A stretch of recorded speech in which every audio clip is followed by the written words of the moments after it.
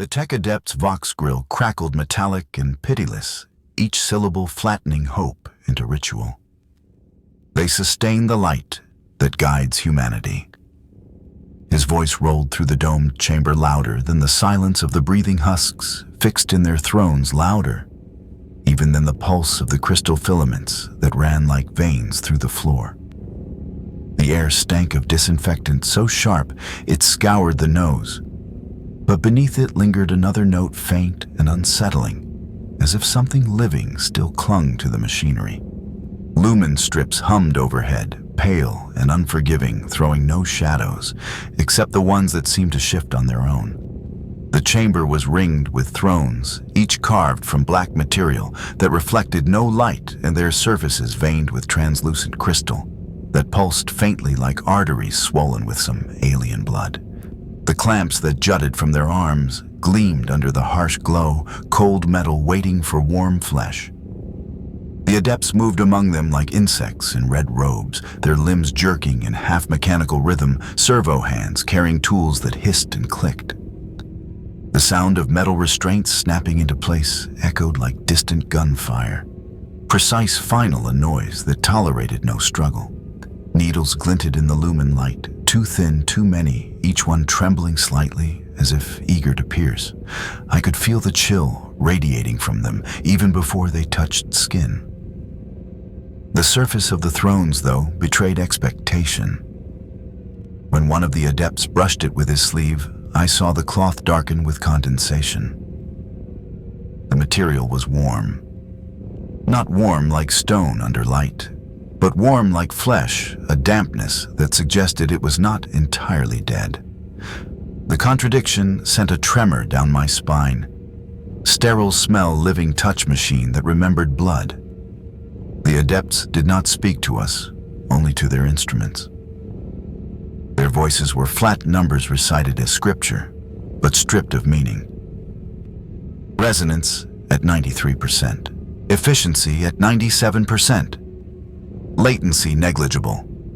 No mention of names, no acknowledgement of fear, no prayer to the Emperor. Only the arithmetic of survival, as if lives were nothing but entries in a ledger. The line shuffled forward, feet dragging against the polished floor, each step louder than the breath we tried to hold. Mira was first. She had held her Aquila pendant since the capsule, the small relic clutched so tightly her knuckles had turned pale as chalk. She whispered under her breath, not words I could catch, but the rhythm of prayer syllables clipped and desperate. When the adepts guided her into the throne, the sound of her voice faltered, caught between faith and dread. Straps snapped shut around her wrists, her ankles, her throat. The Aquila was pried from her grip and placed against her chest with mechanical care, as though symbolism mattered more than mercy. The needles descended with a hiss. She shuddered, once gasped, and then the scream tore from her throat.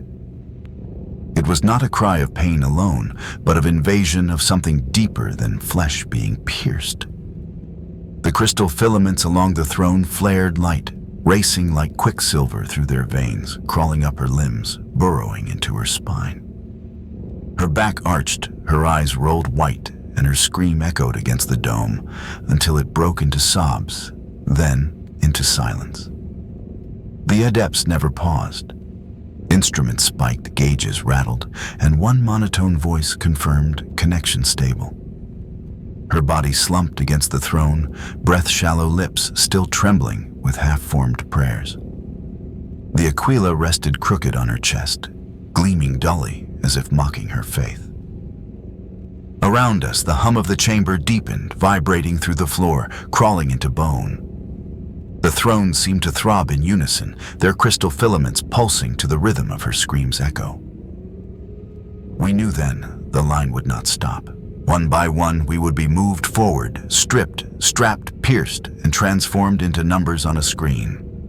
The adepts gestured. The line shuffled, and the chamber waited. The air was heavier now, so thick with the sting of ozone and the sour tang of scorched nerves that the incense no longer masked it.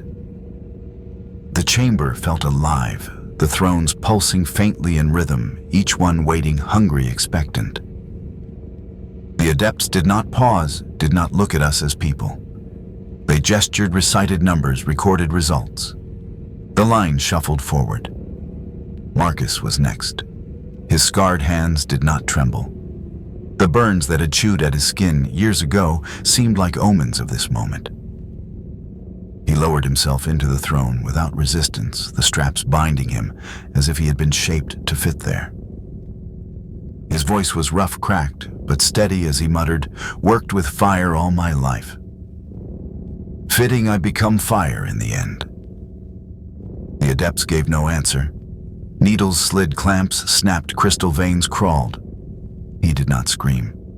His jaw tightened, his head tilted back, his eyes rolled white.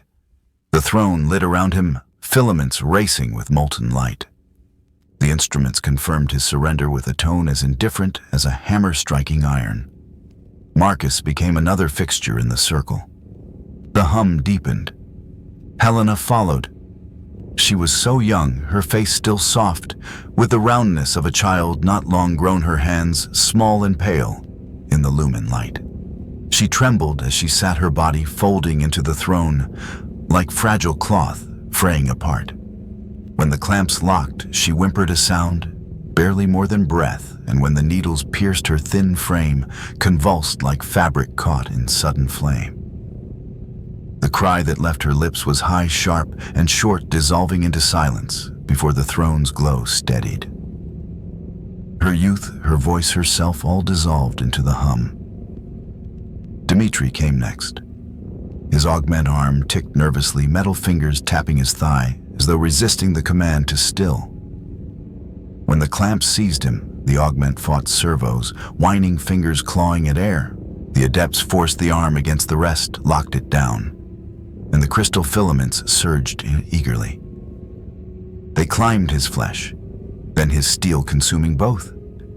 Sparks snapped as machine met alien substance, but even the algae could not resist. It twitched, spasmed, then stilled, absorbed, until it gleamed with the same faint glow as the veins around it. Dmitri's face twisted in disbelief before it too slackened eyes, whitening body slack, his identity erased as thoroughly as the machine that had once replaced his flesh. Then, yarn. The boy could not stop shaking. His knees knocked together, his hands twisted in frantic, useless motion. His lips moved, but no words came, only breath shuddering in and out, like a trapped animal.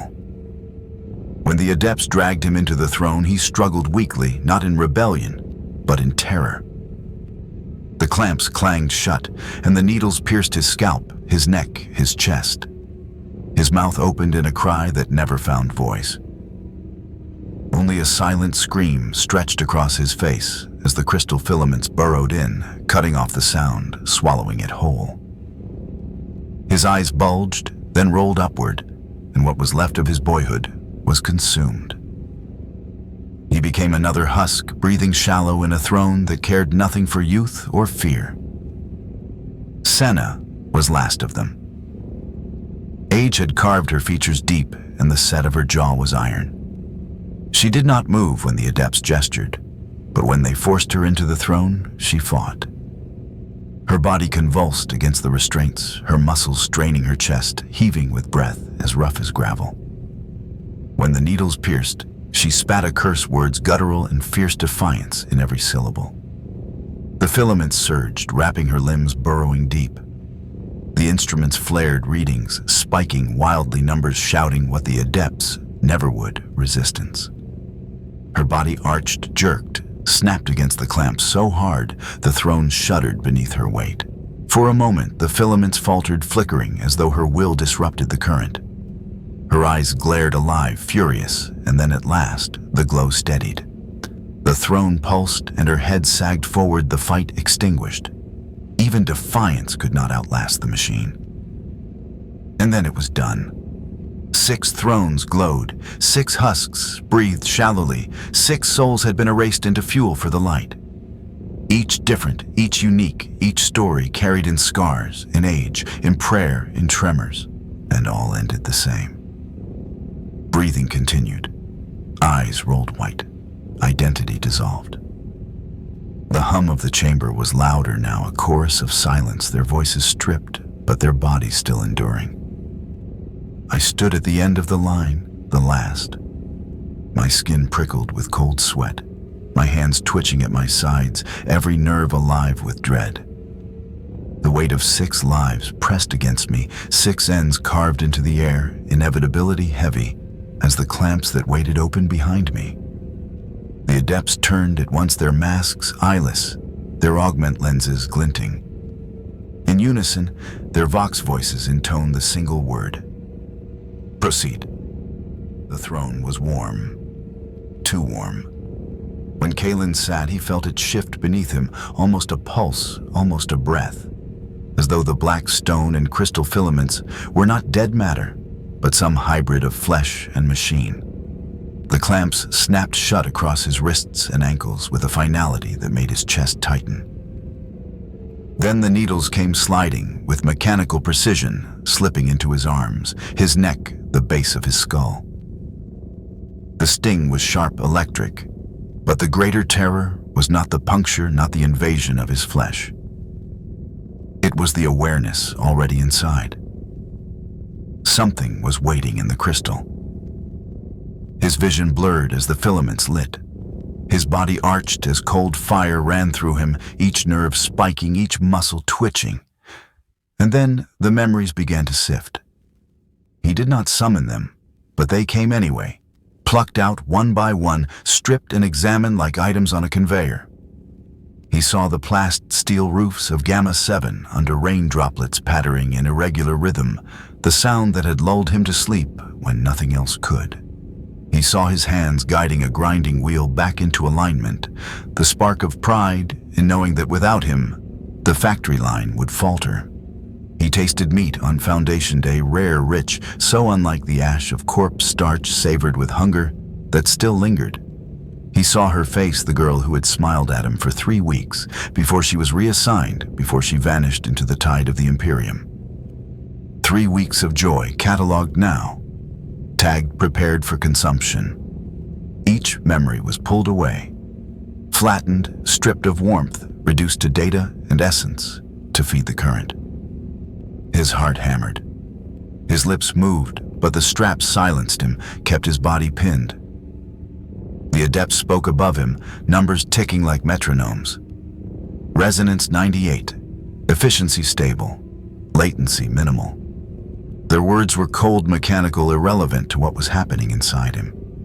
Because then another voice came, not through ears, not through vox, but through the crystal itself. It slid into his mind like a whisper carried on static. I am sorry. Kalen froze. His breath caught. The voice was not the adept's. It was not the machine. It was old, older than the chamber, older than the adepts, older than his world. It was human. It was tired. It was frayed with grief so deep, it pressed against his bones. He felt its weight heavy as worlds endless as time. He tried to deny it, tried to push it away, but the voice spoke again, quieter, aching. I am sorry. And with those words came a flood. Not images, not memories of his own, but impressions vast and crushing.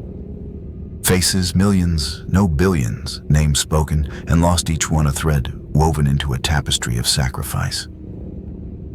He felt the terror of Mira's scream, Marcus's silent surrender, Helena's cry, Dimitri's disbelief, Yarn's silent weeping, Senna's furious defiance. All of it pressed together, joined by countless others' unbroken chains of pain, stretching back 10,000 years. The fragment spoke through it all. It remembered every death. It carried every name. And Kalen understood the impossible truth. The Astronomican was not only the burning of souls into light, it was the grief of a god, a badass who bore every flicker, every extinguishing, every loss. The Emperor, bound to the throne, broken but unyielding, endured not just the weight of the warp, but the agony of humanity's own fuel. Kalen's body shook not just from the needles burrowing deeper, but from the realization that his pain would be another note in that endless dirge. His memories were not vanishing into void. They were being carried, held, mourned by the last fading fragment of the Emperor's human self. A god who whispered apology because he could do no other, because he could not stop what humanity demanded of him. The filaments burned hotter. His vision flickered with static.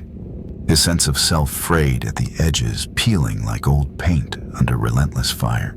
The adepts' voices blurred into meaningless numbers.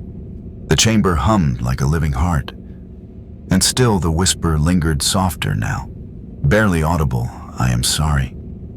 The clamps tightened. The needles drove deeper. His name, his face, his breath began to unravel. And beneath it all, like a river waiting to rise, the choir began to sing.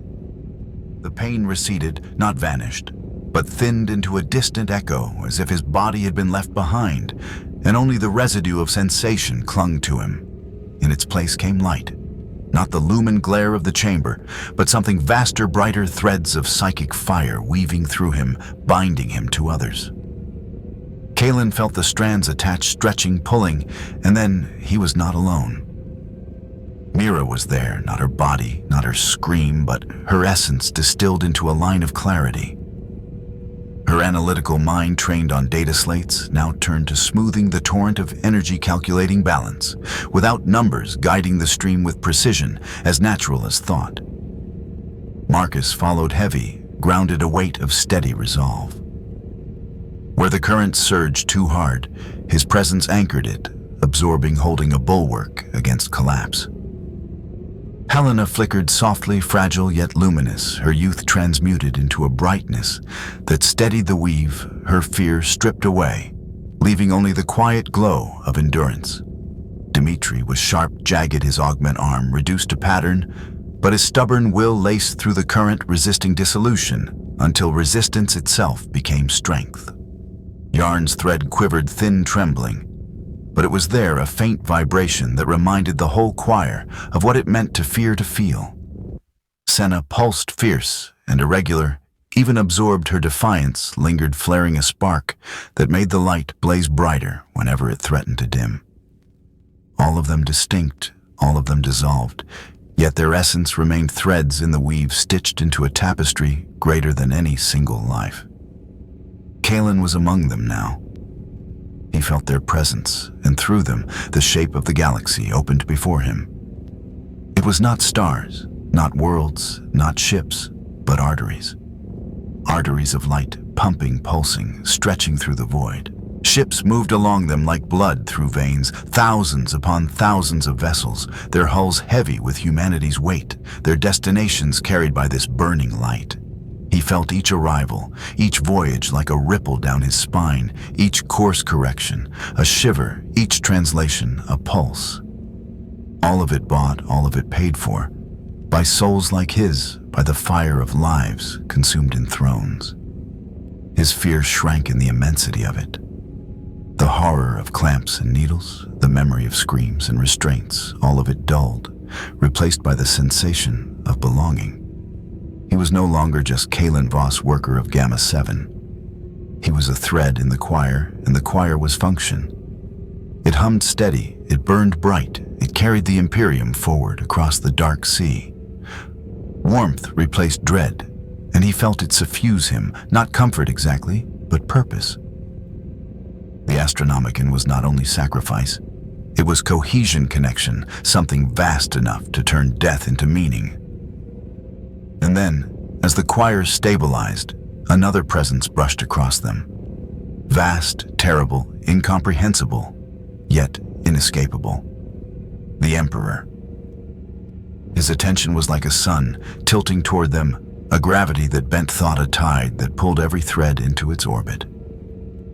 For an instant, Kalen felt himself dissolve, utterly swallowed by a consciousness so large it could blot out galaxies. But at its core, he felt something else, something impossibly fragile. Grief, memory, humanity. The Emperor saw him, saw all of them, not as numbers, not as fuel, but as names, as lives, as burdens he carried because he must. Kalen felt the brush of thanks, faint, almost imperceptible, but real. A god's gratitude whispered without words, carried on the weight of 10,000 years of endurance. For the first time, Kalen believed his suffering had meaning beyond machinery. He was seen, remembered, carried. The choir hummed in unison, their voices woven into one resonance. The sound was steady, relentless, familiar, like the grinding wheels of the factory, but now infinite, echoing across the warp. We are the Astronomican. Now the thought reverberated, not from one, but from all. The light surged and the filaments blazed, and the current flowed outward. The camera pulled away outward beyond the chamber, past the husks on their thrones, out into the shifting tides of the Imperium. Warp currents bent stars, quivered, and ships moved like blood in veins of fire. The galaxy waited, and they burned so it could move.